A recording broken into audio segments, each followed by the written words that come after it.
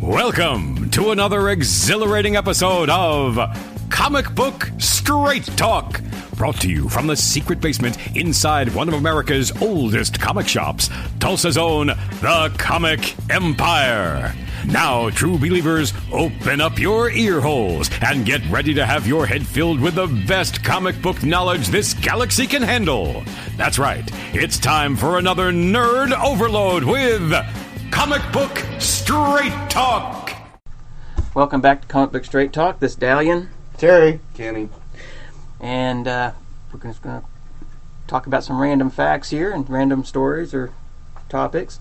We are a week out from past of the Riverside Comic Expo, which was good for a one-day show. First year. We will be doing it again next year. There was some error. We were going to try to do a podcast. We weren't able to. And it was my fault. Before I'm sure I'm getting thrown to the wolves here from Terry. He was waiting, and I was just busy at my table, and so.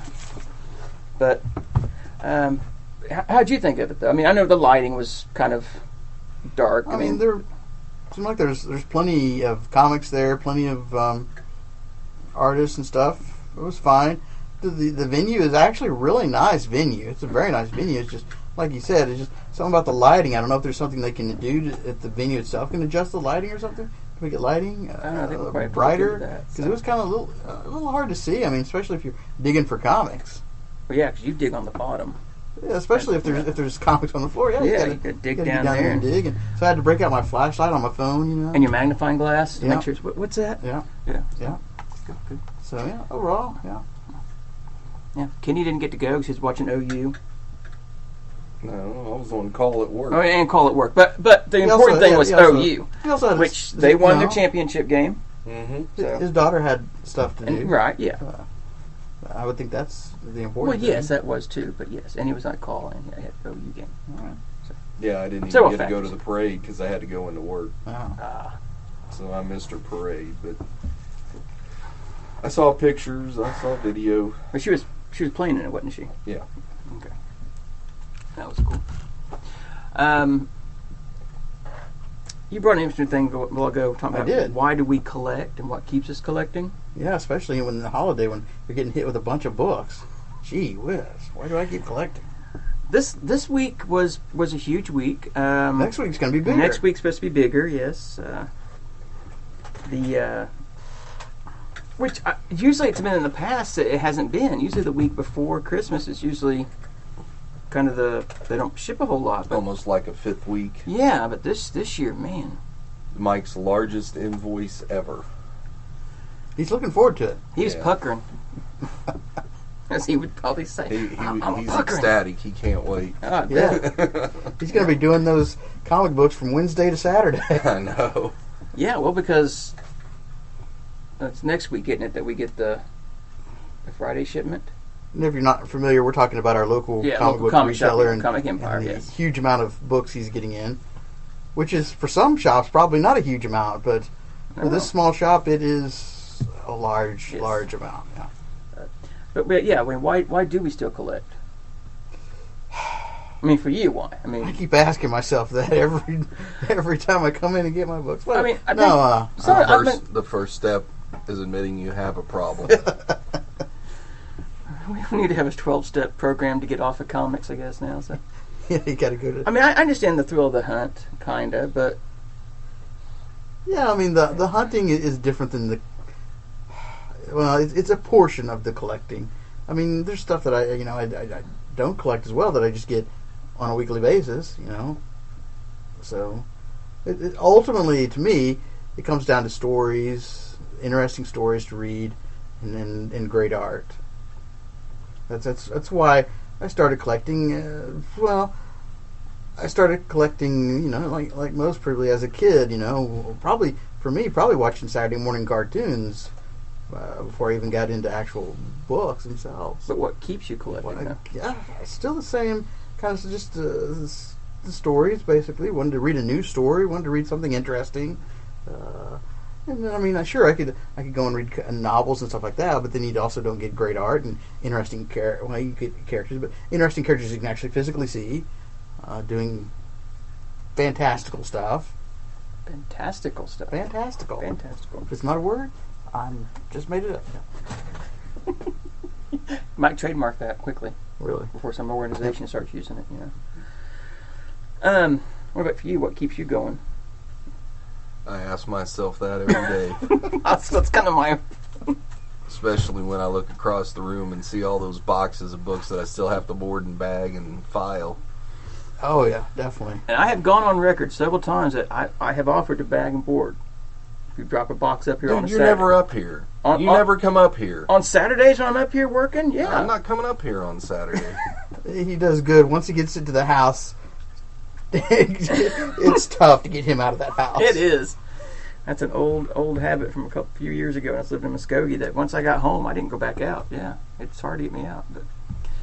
But no, on Saturday, yeah, I sit here, I bring my stuff up here and bag and board and, run the shop. So. If you ever get yours caught up, Kenny, would you mind helping me out? No. You're on your own, pal. Oh, man. So, why do you still collect? That's a good question. Like with Kenny, answer it. I don't know. I've kind of been dealing with that myself. Like, why am I still buying, these books? And I think it's mainly a part of it's maybe the small percent of completionist in me. I think some of it has to do with the fear of missing out. Maybe. I mean, I like the characters, but that's like XMen. I've read XMen a lot, as we all have, long time. The great runs of the 70s, 80s stuff, and reading it now, it's okay, but it's just like we were talking about yesterday. Another customer at the shop was talking about how they can't even write stories with these characters anymore. Now, once you've been collecting for so long, you kind of get a little jaded, because you've read so many good stories, and it doesn't seem like some of the new stuff is living up to it. Of course, you will get the occasional story that pops up, and you're like, oh yeah, that's good, but I mean, majority of them just don't live up to some of the classics that you've read in the past. That may be why I like Robin Hood so much, because I expected so little out of it. Yeah. You know what I mean? Though, you're onto something, though, because we said before, we've read the Grimm fairy tales before, and it was just like, okay. But then the last 3 to 5 years, they've changed, and 3 to 5, yeah, something like that. They've changed and have become better, and so they are like reading old 90s X-Men or reading the stuff that we liked. And I think it's also one that's done. It's like 5 issues and it's done. Okay, that's good. Then a few months later, they'll do another series, which I think is a perfect model. But and I know you've had some problems with the current run of Wonder Woman. Yeah, man, it's been horrible. When you're like your favorite character, or character you really like's being written bad, it's hard to even want to keep buying that book. But then you remember. But then you remember the good stuff. Of the good stuff, and you're like, I can't stop. And then it's got to be better this next run. Well, and it's got this new artist, this new writer. It's got to be better. You always have hope that the next team will get that character back to where they were. And that kind of fits in with the completionist part of you. Like, do I stop getting this here and just go switch over and just get the runs of characters, of stories that ran really good? And there is a run, like 8 or 10 issues of Vampirella that I don't own because they were so terrible. Were they Nancy Collins? No. It's Kate Leth. I don't know. Oh, yes. And it's hard to justify the amount we're spending on comics nowadays. That really puts me into questioning why I'm still collecting, and especially collecting as many books as I collect, because it's just gotten so expensive when it's on a regular basis. It's a $5 book. You collect 4 $5 books, you're already at $20, and I'm going to collect much more than that. Yeah. That's really nice about the comic shops that do give a discount, Yeah. Even with your discount, though, the books are just getting so expensive. And Scottish accent, didn't you? Consider us lucky, because Mike's had customers that have moved out of state that have come back and told him, I can't find a comic shop up there worth a crap, and none of them give discounts. So no, most of them at the most do give a discount. It's probably a 10 to 15% discount, if that. Well, in most stores, I think, are the whole I don't want to call it cookie cutter comic shop, but I guess that's what you could call it, where they, or like you've said in the past, the diamond shop. Diamond shops. Diamond shops. I got the diamond toys. I got this and gaming. It's just they don't focus on the comics.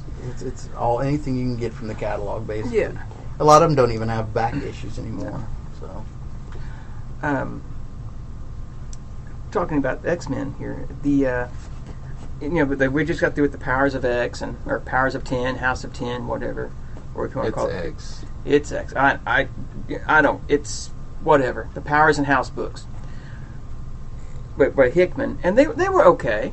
They kind of relaunched or reignited a little bit of the X-Men fire, but when the writer is even now trying to get fired off the books, because he's not doing what I mean, it's one of those things. I know writing a comic, you have to. They're not your characters, so you can't really do what you really would love to do to them. But I mean, how hard is it to write a Wolverine book? I mean, or a Wonder Woman book. I mean, I'm going to say, I know we use it a lot. It's not rocket science.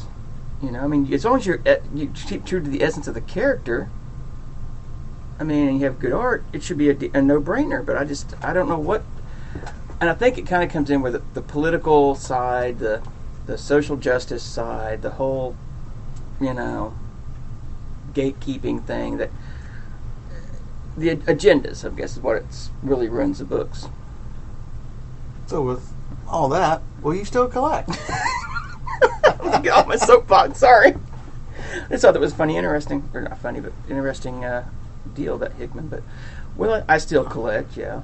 And as I was saying earlier, I was redoing my collection today. So I'm still collecting. I still enjoy hunting, going out and hunting for books. I am scaling back. Wait a minute. My new stuff. Wait. We can't call what you do hunting. Oh, why not? Because hunting would be just like, hey, I'm going to go to the store here, and just see what they have. Yeah. No, sir. You insult me here on the podcast? You dissect. You go dissecting. Is that a better word? Maybe dissecting. I mean, you go in that. You fillet open those boxes. You dig through. You get down in there. You get down into the dirt. Digging. Oh. So hunting. You go digging. That's what you do. All right. If you want to call it digging, yeah, I do dig. There's some boxes on the floor. Sure, I'll go dig. But yeah, but I've seen. But yes, and you've said before, you put the time in to do it, and I think that's great. So, and you have found some great things. A 49-cent Amazing 300. Now let's get back to what I was talking about. I am still going to collect. I am scaling back the new books that I buy little by little. I've been watching how much I've been spending every month, and I've been trying to. I'm still mainly collecting DC. I'm trying to scale back a lot of these independent books that I'm buying. Although a lot of the stories wind up being pretty good in the independent books, there's just so many coming out that I've got to scale it down. I can't keep buying every single book. And if a new series starts, it sounds interesting. Usually, by the time I get it, or by the time the 4th issue comes out, I should have had time to read the first 3 and get an idea. So I've been stopping some of my runs after the 3rd issue. So that's giving me kind of an idea of where it's going or not going. So. Are you still collecting? So you're still going to collect? Well, yeah. We sound really dismal, I mean, but yeah, I'm still going to collect. Well, hell yes! It's... But I mean, even though I know you've cut down, too, from what it used to be. Well, I've cut Marvel and DC way down. Yeah. And you almost... And I've almost completely cut Image and Dark Horse out. And that...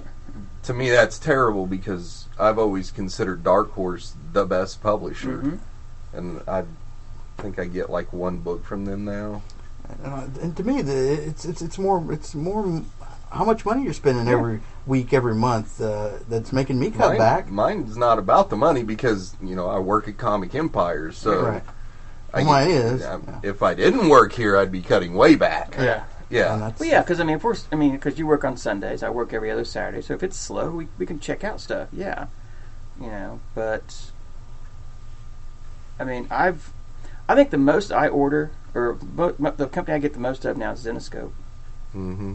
And Zenescope and Dynamite. Mm-hmm.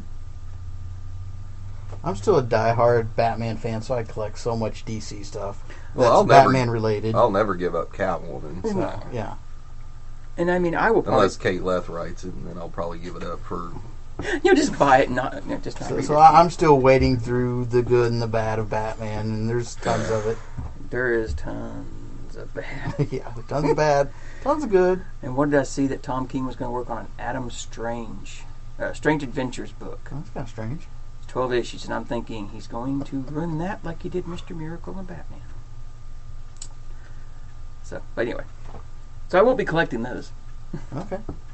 Although I like Adam Strange. Someone needs to throw Tom King a surprise party to let him know that people care about him and love him, and that he shouldn't be so depressed.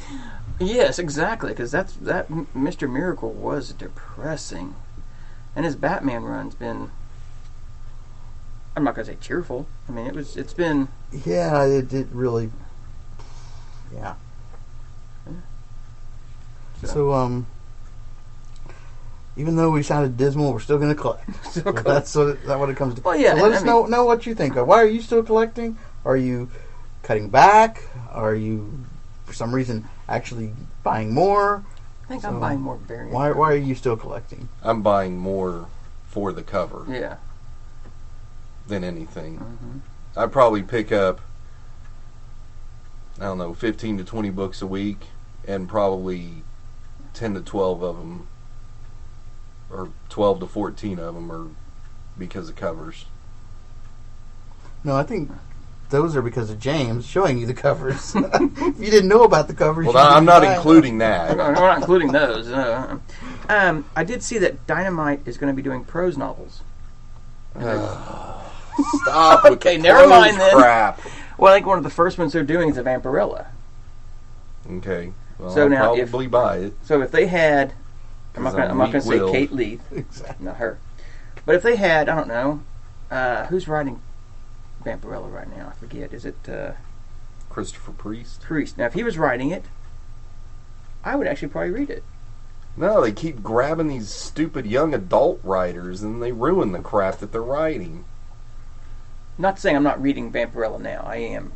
I save up about 3 or 4 issues, and I sit down and read them all at one time. Well, you kind of have to do that with Christopher Priest. Yeah. He's better reading, like, binge reading. Oh, yeah. We almost have to do that with any of the comics today because there's just not enough pages to really get a story going, Yeah. you know, or to get you really involved in that first issue, or so. There's some that you can read every month. Yeah, there's some, but majority I would think you have to read at least a couple issues. But Christopher Priest has always kind of been a one of those writers where you wanted 5 or 6 issues at a time.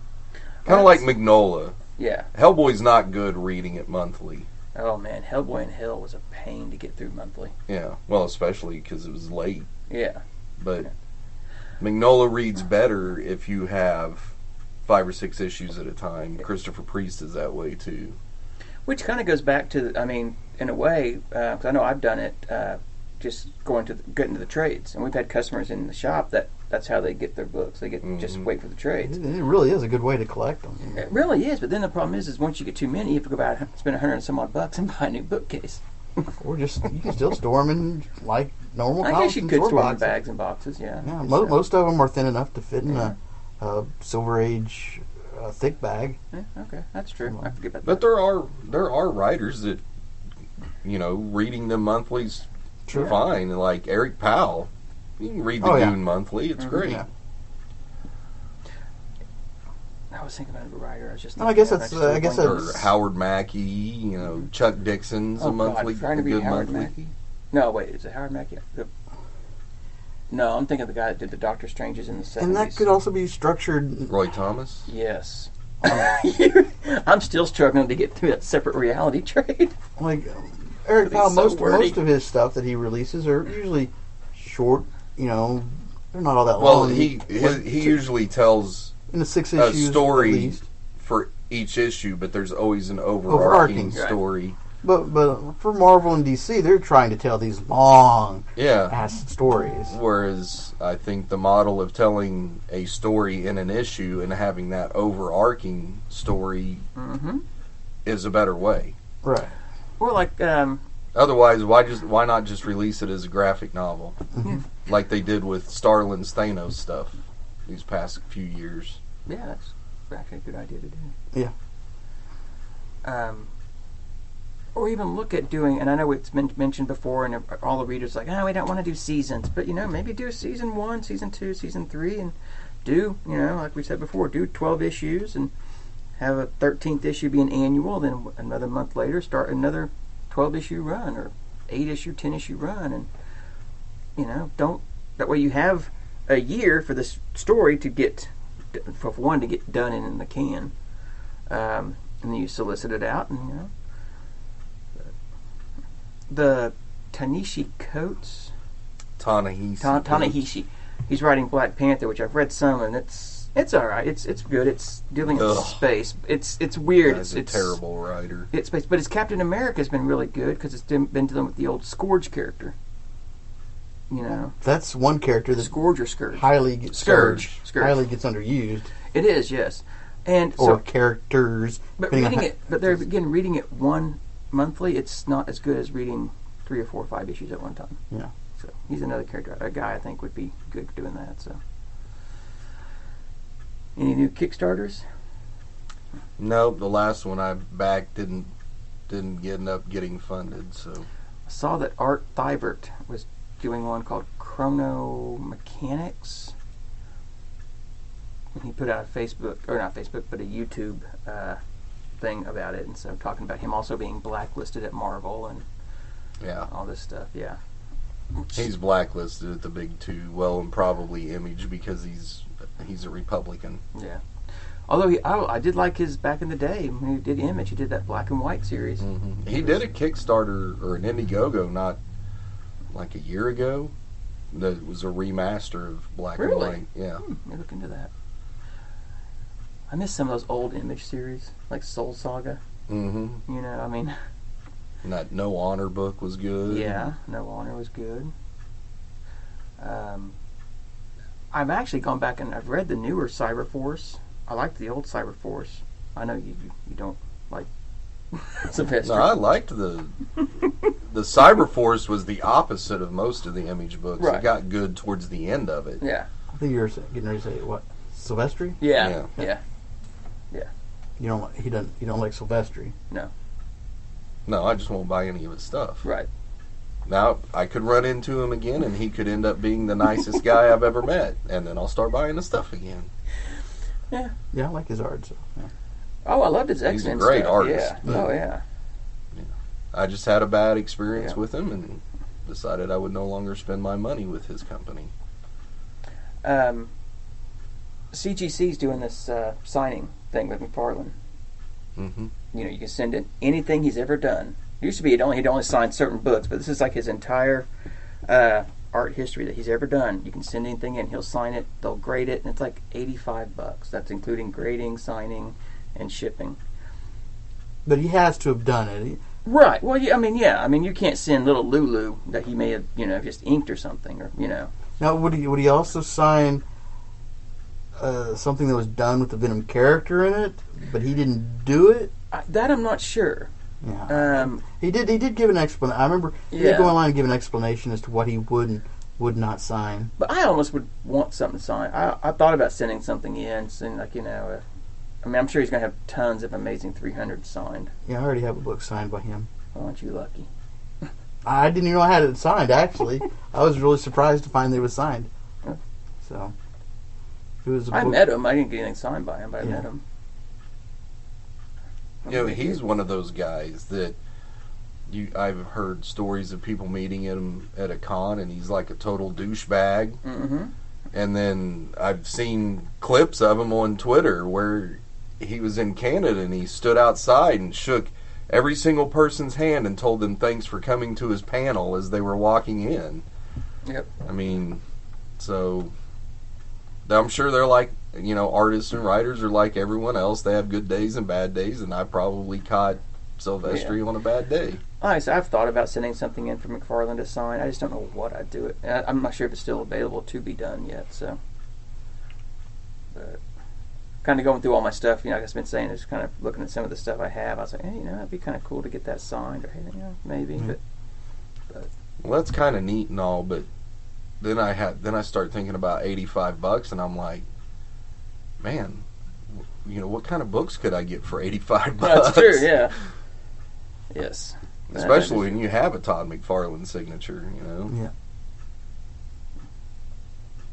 Yeah, I could probably just go on eBay and get me one. I mean, if you were patient enough, you'd probably find a Spawn here in Tulsa signed by him. Or signed by his brother. His brother, yeah. Yeah. So, Diamond usually ships books, and they're usually all beat up. Diamond has been the problem of a lot of collectors this last year. The bane of our existence. Well, the bane of our existence. Bane, yes. It's not a monopoly, maybe yes it is. But yes, they're shipping. Their Diamond boxes are nice, but and I really don't. The boxes themselves are pretty sturdy. Yeah, yes. I don't think the problem is with the boxes. I think it's with the handlers, the packers. Well, I mean, most of them probably aren't comic collectors, so their job is to get those in the box and get them out on time. Yeah. So they're coming up with a plan to try to get them here better, but are they going to get packaged better? What's the new box? What do they look like to you? If it's the one I thought I saw, it's like 4 boxes in one kind of thing. It looked like. Okay, I haven't seen them. I've just read that they were planning on a new way of packaging them to where they will get to us without getting messed up. I think just go back to the old way. Just subscription increase them. And just stick them in your back pocket and just head on home. There you go. Now they have been needing to do something, and I think that's starting January or February. I think it's getting ready to start. So they'll be having some new boxes. So the thing, though, I mean, they can have new boxes, and a large part of these getting beat up is also the mail system that they go through. I mean, the mail system, they're just also worried about getting them here, and they're so overwhelmed with packages. They're just picking them things up, tossing them in the truck and stuff. Yeah. So they're going to have to be packaged better, but it's going to have to start from the very beginning, from the person handling them. And of course, they're not handling. Diamond is not the first person handling them, though. No, it comes from the printer. It comes from the printer. So I mean, it's going to have to come from the very start. I mean, so we're still going to get books messed up. Probably. I mean, I'd almost say too bad they can't bag and board from the printer, but that would just entail a whole bunch of problems that way. So but I guess anything's better than nothing, though. These new boxes, they do look like they're more sturdy, but like you said, it has come from the printer. But I mean, maybe this is the first step. So. I think also it would help if they maybe they already do when they come from the printer. If they weed out some, they make sure they just don't send junk to the stores. I mean, I'm guessing it's like a quality control. Quality control, yeah. And then they probably already have a quality control to some degree. I don't know what degree that is really. So hopefully our books will get here in better condition in the future. We'll see. So anything else? I was watching the little video on the Diamond boxes. How do they look? They don't look that much different to me. I kind of liked it when they. I guess that's how they do come still. The 2 of the Diamond boxes inside of a bigger Diamond box. So, but maybe like the old newspaper way. I mean, bag like 30 of them together, and then maybe I don't know. So you have no idea of how to package no anything. Idea. I hope you don't sell comics. I do sell comics. Oh no! Great. I know how to package. I put them in a flat envelope with no packing boards or nothing, and send them off media mail. It says that they have a higher burst rate, test rate, and crushing rate. So But we sounds don't. like they're just stronger boxes. So they're making stronger boxes, but we don't know what their quality control is to get them into those boxes, Right. which would be something of interest and to note. Is what their quality control is up to that point. Yeah. So if there isn't any quality control, then the boxes aren't going to help any. Other than, well, I guess keep them from the post office from destroying them, which is Or a UPS. step. Or UPS, yeah. So, okay. All right. Pardon me. All right, well, I guess we will wrap this up then. Wrap it up. Wrap it up. It's Christmas. It is. We probably won't be doing another one until maybe beginning of the year. All right. Hopefully you'll have more topics for us. Yes, we will be having a new moderator. Terry will be taking over as I know moderating. Moderating. He'll be taking over in 2019 or 2020 for moderating. Back in time. Back in time, yeah. So we'll have Terry moderate some in 2020. So. know. Or Kenny, if Kenny wants to moderate, he's more than happy to. I'm sorry, what? Well, if he does as good a job as you. Yeah. All right. So y'all have a Merry Christmas. Yep. Happy Hanukkah. Merry Kwanzaa. Is it Merry Kwanzaa? Merry Are you asking me for I it? don't know. How about just How about Happy Bah Holidays? humbug. Merry Christmas, Happy Merry Holidays. Christmas. Have a Happy New Year. and ball Thanks. humbug. Happy Festivus. Bye. Festivus, yes.